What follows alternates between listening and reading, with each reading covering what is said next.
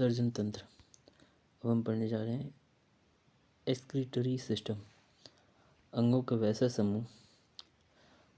वैसा समूह जो शरीर से हानिकारक पदार्थों को बाहर निकालने की क्रिया में सहायता करते हैं उत्सर्जन तंत्र कहलाता है। जैसे जल, नमक, ग्लूकोज शरीर में जमा होने पर शरीर को नुकसान पहुंचाते हैं, इसलिए इन पदार्थों को शरीर से बाहर निकालने की आवश्यकता होती है। शरीर में दैनिक कार्यों के दौरान कुछ हानिकारक पदार्थों का निर्माण होता है, जैसे CO2, NH3, अमोनिया, यूरिया, ठीक है, NH2, CO, NH2, uric acid and bilirubin etcetera. दैनिक कार्यों के दौरान कभी कभी शरीर के लिए जरूरी पदार्थों का आवश्यकता से ज़्यादा मात्रा में प्रयोग किया जाता है, जैसे जल, नमक, ग्लूकोज एट्सेट्रा, ठीक है।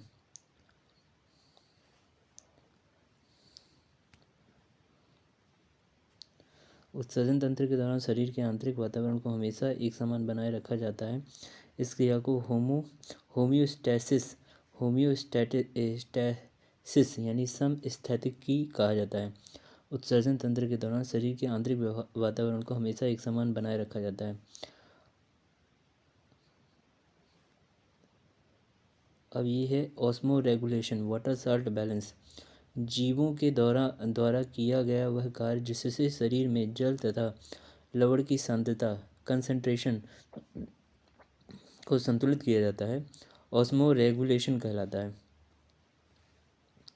मनुष्य में ऑस्मो रेगुलेशन की क्रिया किडनी द्वारा संपन्न होती है, जबकि एक कोशिकीय जीव यानी कि यूनिसेलुलर ऑर्गेनिज्म में ऑस्मो रेगुलेशन की क्रिया कॉन्ट्रासाइल वैक्यूल संकुचन धमनी द्वारा संपन्न होती है। आपका उत्सर्जी पदार्थ एक्सक्रीटरी मटेरियल जल की आवश्यकता तथा उपलब्धता के आधार पर अलग अलग जीवों में अलग अलग उत्सर्जी पदार्थ का निर्माण होता है। जैसे विभिन्न जंतुओं में उत्सर्जी पदार्थ जलीय जंतु मछली, अमीबा, अमोनिया, केंचुआ, मेढक, स्तनधारी यूरिया, सरीसृप कीट पक्षी यूरिक अम्ल।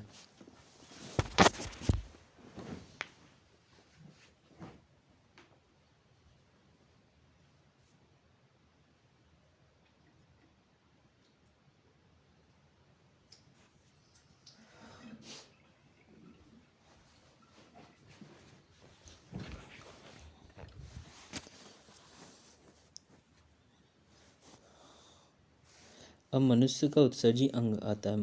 मुख्य उत्सर्जी अंग है वक्र या गुर्दा, जैसे किडनी बोलते हैं, यूरिन मूत्र।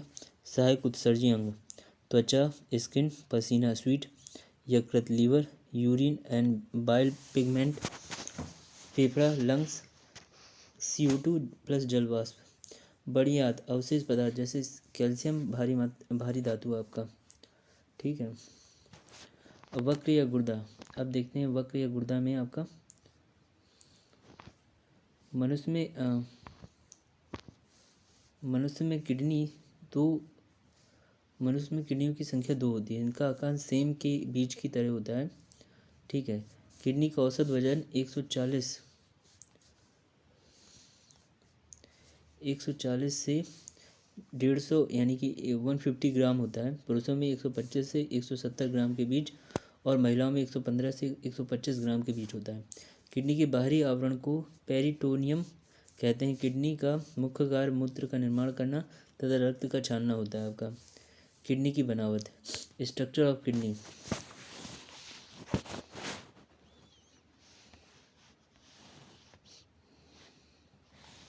अब किडनी की आंतरिक संरचना को 2 भागों में विभाजित होती है, जैसे बाहरी वाला भाग कॉर्टेक्स और अंदर वाला भाग मेडुला कहलाता है। ये आपका किडनी हो गया, ठीक है। एड्रेनल कॉर्टेक्स बाहरी भाग कॉर्टेक्स, और पेरिटोनियम ये आपका हो गया कॉर्टेक्स। मेडुला आंतरिक भाग हो गया आपका, पिरामिड आपका ये हो गया, यूरिटर आपका ये हो गया, मूत्र नलिका, यूरिनरी ब्लैडर, यहाँ पर यूरिन आपका इकट्ठा होता है। कॉर्टेक्स वाले भाग में कुछ तंतुनुमा संरचना पाई जाती है, जिसे पिरामिड कहा जाता है। प्रत्येक किडनी से नलीनुमा संरचना बाहर निकलती है, जिसे यूरिटर कहा जाता है। धमनी आर्टरी के द्वारा रक्त यानी कि ब्लड किडनी में प्रवेश करता है, जो छनने के उपरांत वापस शरीर में लौट आता जाता है और हानिकारक पदार्थ यूरेटर के माध्यम से यूरिनरी ब्लैडर में जमा हो जाता है। मूत्र त्याग यानी यूरिनेशन के द्वारा हानिकारक पदार्थ यूरेथ्रा द्वारा शरीर से बाहर निकल जाता है। किडनी का निर्माण एक विशेष प्रकार की संरचना के द्वारा होता है, जिसे नेफ्रॉन कहा जाता है। किडनी के अध्ययन को नेफ्रोलॉजी कहते हैं। किडनी में स्टोन यानी सीए ऑक्सैलेट के कारण होता है। किडनी की आकृति 11x5x3 सेंटीमीटर होती है। प्रत्येक किडनी में नेफ्रॉन की संख्या लगभग 10 से 12 लाख होती है। नेफ्रॉन क्या है? एक विशेष प्रकार की संरचना के द्वारा होता है किडनी का निर्माण। 10 से 12 लाख होती है, ठीक है। नेफ्रॉन के द्वारा ही रक्त को छानने का कार्य संपन्न होता है।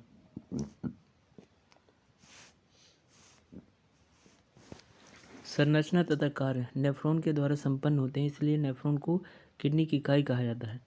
रक्त को छानने संबंधी कार्य नेफ्रॉन के द्वारा संपन्न होता है। इसकी 3 क्रिया इस प्रकार है, जैसे अल्ट्राफिल्ट्रेशन,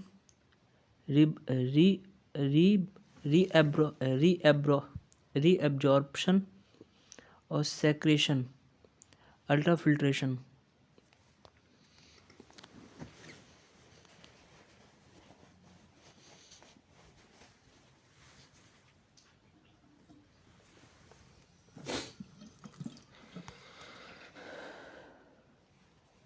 ये जो क्रिया है ग्लोमेरुलस कैपिलरी नेटवर्क तथा ब्रोमैंस कैप्सूल के द्वारा संपन्न होती है। इन दोनों संरचनाओं को सामूहिक रूप से मेलपीजियन बॉडी और रेनल कॉर्पुसल के नाम से जाना जाता है।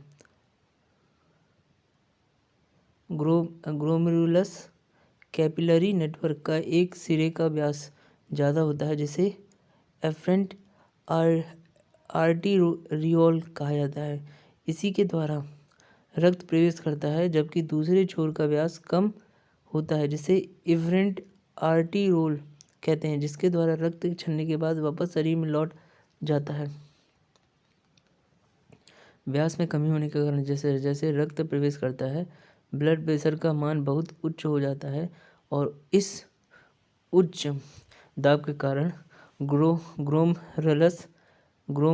ग्लोमेरुलस कैपिलरी नेटवर्क के छिद्रों द्वारा हानिकारक पदार्थ जल, लवण, ग्लूकोज, यूरिया एटसेट्रा ब्रोमैंस कैप्सूल में चले जाते हैं। इस प्रकार रक्त को छानने का कार्य संपन्न होता है। सूक्ष्म छिद्रों द्वारा अत्यधिक दबाव में रक्त को छानने की क्रिया अल्ट्राफिल्ट्रेशन कहलाती है। पुनः अवशोषण रीअब्जॉर्प्शन रक्त को छानने के दौरान रक्त में मौजूद जल की अतिरिक्त मात्रा के साथ ग्लूकोज जैसे आवश्यक पदार्थ भी ब्रोमैंस कैप्सूल में चले जाते हैं। इन पदार्थों के शरीर से बाहर निकलने पर शरीर को नुकसान होता है, इसलिए पीसीटी यानी प्रॉक्सिमल कन्वोल्यूटेड ट्यूब्यूल के द्वारा इन पदार्थों को पुनः अवशोषित कर लिया जाता है। यह क्रिया रीएब्जॉर्प्शन कहलाती है। स्राव सेक्रीशन यह क्रिया डीसीटी डिस्टल कन्वोल्यूटेड ट्यूबल में होती है। पीसीटी प्रॉक्सिमल कन्वोल्यूटेड ट्यूबल के द्वारा पुनः अवशोषण के बाद पदार्थ लूप ऑफ हेनल के द्वारा होते हुए डीसीटी में पहुंचता है, जहां पर कुछ पदार्थों के सेक्रीशन का काम होता है, जिसमें पोटेशियम के कंपाउंड तथा प्रतिजैविक एंटीबायोटिक शामिल होते हैं।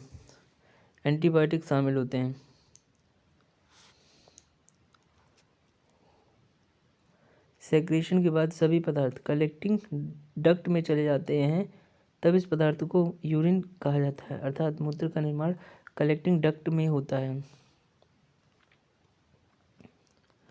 अब डायरेक्टिक सब्सटेंस इसमें आता है वैसे पदार्थ जिसके सेवन से यूरिन में जल की मात्रा बढ़ने लगती है उसे डायरेक्टिव सब्सटेंस कहा जाता है, जैसे निकोटीन, कैफीन, अल्कोहल एक्सेट्रा। मूत्र, अब यूरिन जो होता है मात्रा 1 लीटर पर डे होती है आपका। कंपोजिशन इसमें जल 95% होता है, यूरिया 2%, लवण आपका 2%, अन्य आपका 1%।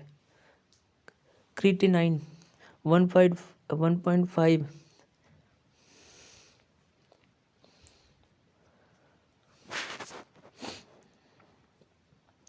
1.5 mg पर, ठीक है। यूरिक एसिड आपका 2.4 से 7.0 mg पर DL आपका हो गया। बिलिरुबिन, विटामिन, एंटीबायोटिक, हिप्यूरिक एसिड और सोडियम 2.6 ग्राम पर लीटर आपका। रंग लाइट येलो, यूरिन का रंग हल्का पीला यूरोक्रोम नामक पिगमेंट के कारण होता है। गठिया, गाउट जो होता है यह रक्त में यूरिक एसिड की मात्रा में वृद्धि के कारण निर्मित होता है। यह दानेदार संरचना होती है जो शरीर में जोड़ों पर जमा हो जाती है, जिससे मूवमेंट के दौरान दर्द का एहसास होता है, जो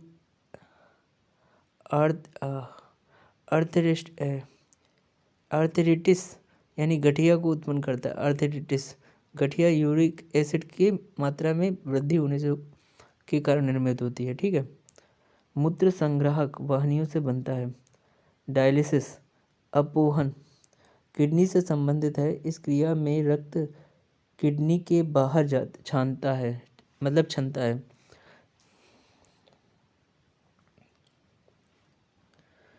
अब वैसे जीव जो यूरिन के दौरान अमोनिया उत्पन्न करती है अमोनोटेलिक कहलाते हैं, जैसे हाइड्रा, मछली, अमीबा इत्यादि। वैसे जीव जो यूरिन के द्वारा यूरिया का निष्कर्षण करते हैं यूरियोटेलिक कहलाते हैं, जैसे स्तनधारी। वैसे जीव जो यूरिन के दौरान यूरिक एसिड निकालते हैं यूरिकोटेलिक कहलाते हैं, जैसे छिपकली, सांप, पक्षी आपका। यूरिया का निर्माण यकृत में होता है। कोरोनरी धमनी उत्सर्जन से संबंधित नहीं है, यह हृदय से संबंधित है। इस धमनी में गड़बड़ी के कारण हार्ट अटैक आता है, ठीक है।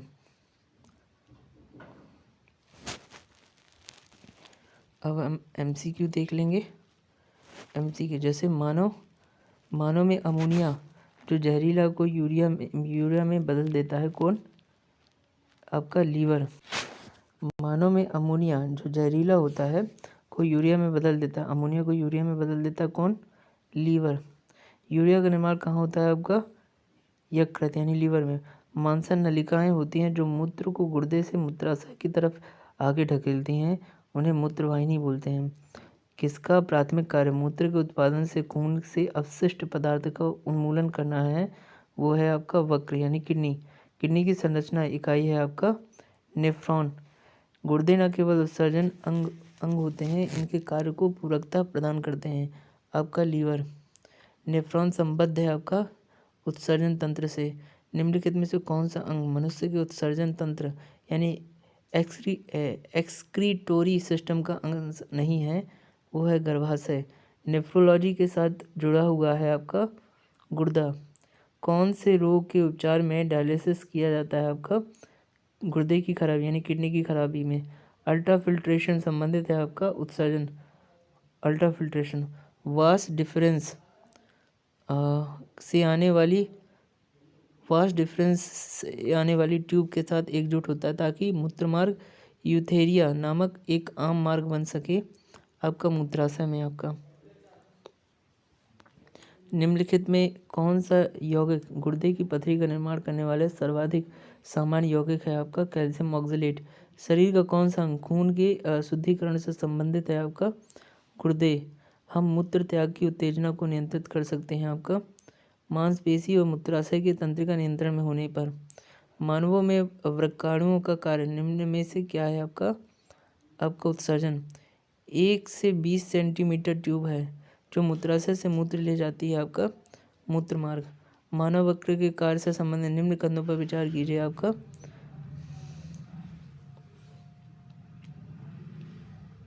वक्र में उत्सर्जन अपनयन के पश्चात स्वच्छ रक्त वक्रीय धमनी से वापस आ जाता है।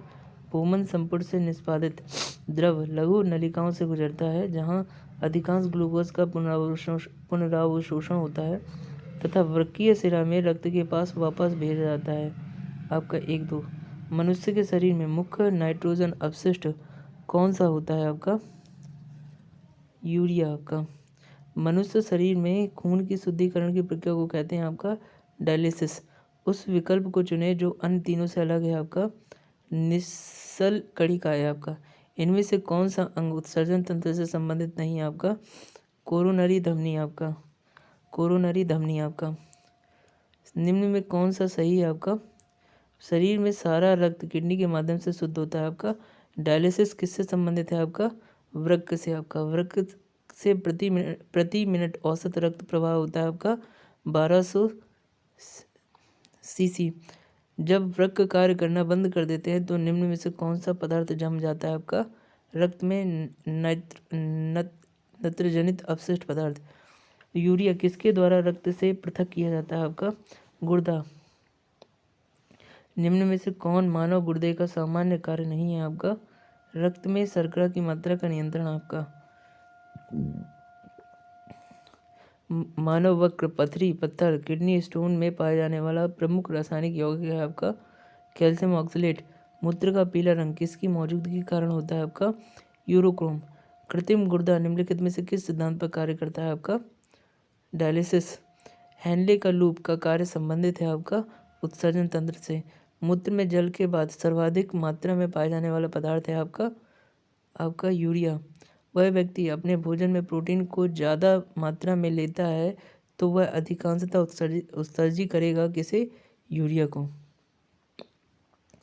तो हमारा उत्सर्जन तंत्र समाप्त हो गया। उम्मीद करता हूँ आपको समझ में आया होगा। मिलते हैं नेक्स्ट चैप्टर में। Thank you for watching.